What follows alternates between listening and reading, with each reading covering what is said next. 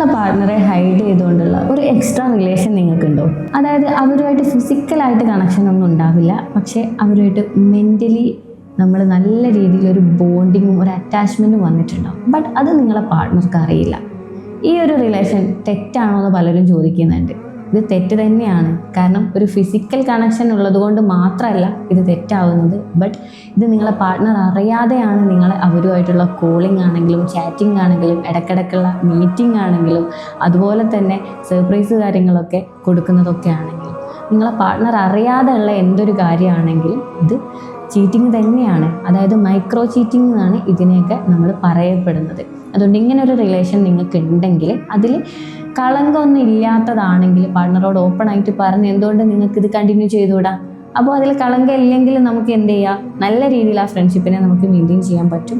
അതല്ല തെറ്റായിട്ട് നിങ്ങൾക്ക് ഉള്ളിൽ ഫീൽ ചെയ്യുന്നുണ്ടെങ്കിൽ അത് നിങ്ങൾ സ്റ്റോപ്പ് ചെയ്യുക. ഇത് നിങ്ങളെ ലൈഫിൽ ഭയങ്കര രീതിയിലുള്ള ഒരു പ്രശ്നത്തിലേക്ക് വകവെക്കും. അതുകൊണ്ട് അത് മനസ്സിലാക്കിയിട്ട് നിങ്ങൾ ആ രീതിയിൽ മൂവ് ചെയ്യുക. കൂടുതൽ വീഡിയോസിനായി പേജ് ഫോളോ ചെയ്യുക.